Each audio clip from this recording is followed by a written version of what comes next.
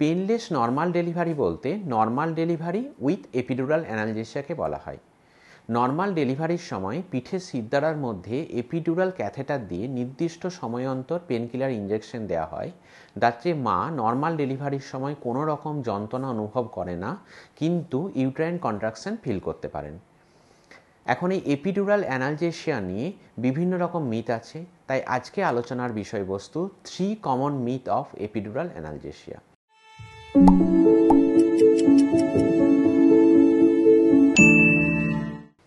নমস্কার, আমি doctor Sukhamay Barik, consultant obstetrician and gynaecologist.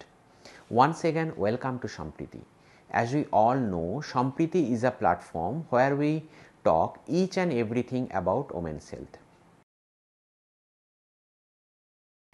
Epidural অ্যানালজেসিয়াতে সিজারিয়ান সেকশনের সম্ভাবনা বাড়ে না, তবে সেকেন্ড স্টেজ অফ লেবার মানে যখন বেবি একদম নিচে চলে আসে তখন মাকে বিয়ার ডাউন বা পুশ করে বেবি ডেলিভারি করতে হয়।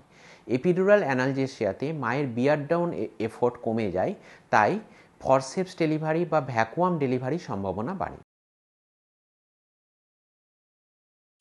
এপিডুরাল অ্যানালজেসিয়াতে নার্ভ ইনজুরি এক্সট্রিমলি রেয়ার, তবে নিডিল ইনসারশনের সময় যদি নার্ভ বান্ডিল ড্যামেজ হয় তবে নার্ভ ইনজুরি হতে পারে, তবে সেটা টেম্পোরারি, কিছুদিনের মধ্যে ঠিক হয়ে যায়।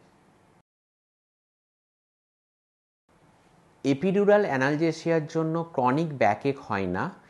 ডেলিভারির পরে যে পিঠে ব্যথা হয় সেটা pregnancy related, mainly bad posture, stretching of muscle, ligament, lack of exercise during pregnancy.